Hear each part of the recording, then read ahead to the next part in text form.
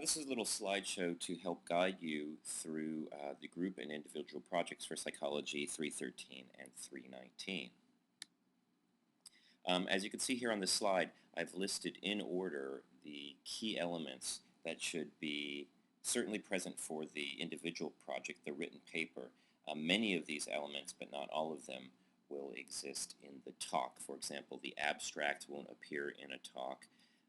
I'm asking you to include references, but you don't typically include those in a talk. Figure legends as well.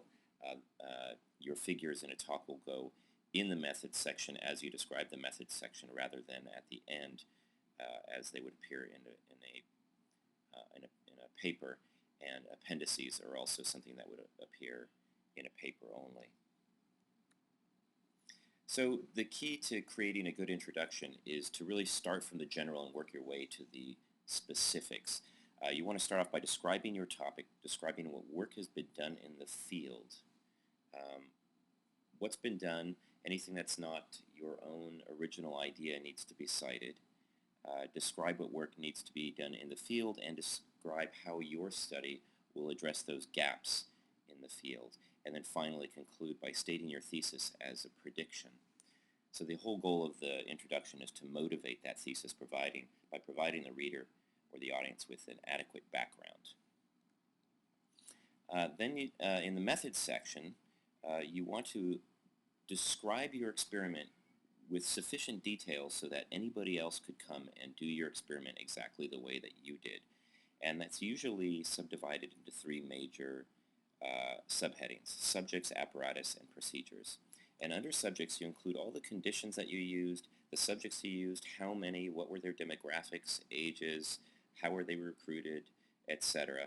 And in apparatus, you want to describe all the materials that you use. This can be physical apparatus like computers and things like that, or it can be surveys, questions that you asked. If you wanted to include a very detailed list of the questions you are going to ask your subjects in a survey, you refer to them in the apparatus and then you include the entire list at the end in an appendix. Procedures describe exactly what you did with the subjects. What did you ask them to do? What type of data did you collect? But you don't present any data here. The results section should contain only data. You don't describe any methods and you don't describe any conclusions. The conclusions are reserved for the discussion section. For this project only, I want you to manufacture data that supports your hypothesis. Because we're designing experiments here, we don't necessarily have the ability to go out and collect all the data for the experiment in your project. So I want you to make up data. That's something you'd never do in the real world, of course. Briefly describe the outcome of your experiments without making conclusions or discussing any methods, like I said. You want to include both descriptive and inferential statistics. And if you can see here at the bottom of the slide, I've given you an example about how those should be formatted and how they should be embedded in the text. A picture says 1,000 words. So anytime you're describing your results, you want to include your data in a graph, preferably a graph, but if not, at least a table. This is very important for a talk. The audience won't be able to see the small numbers in a table at the back of the room, so a picture is very effective in presenting your data. Finally, after you've discussed your results, you want to make conclusions about what you found. And this works kind of the opposite of the introduction. You want to work, in this case, from specific to general. So you restate the thesis as a conclusion rather than a prediction, and then explain how your results support that thesis. Explain how your experiment solves a major problem in the field and how solving this problem further advances humanity in general. In subsequent sections, you can also relate your work to other studies in the field. This is very important. You might address potential problems with the study, future experiments, and so on and so forth. Finally, I've included some other things here that will serve as references. I refer you to a website called The Owl at Purdue, which is an online writing guide, and it has a lot of great information about APA formatting and writing style.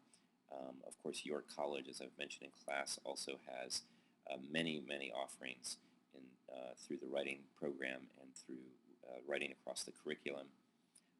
Just look up Draft My Paper on YouTube, and that will point you to many of the resources that are available at York College. Finally, there's some tips here for giving a good talk. Remember that most people who give talks have at one point in their history been nervous about giving talks. What really helps you ultimately is preparation and practice, but importantly, the frame of mind that you're in. You have to remember that your audience is there to learn from you, and that ultimately you're the expert. You've done more work on this particular topic than anyone in your field, and it's your job to share that information with them. Try and focus on your audience and not yourself, and that will probably help calm your nerves a little.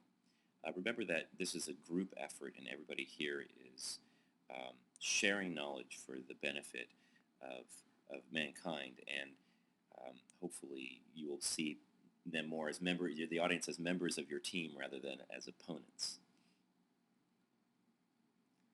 And finally, on the last slide, I have a lot of information as well that includes the nitty-gritty details about presenting text in a talk. For example, you really want to let the pictures do the talking. Anyway, these are some tips, and I hope they help you in your project.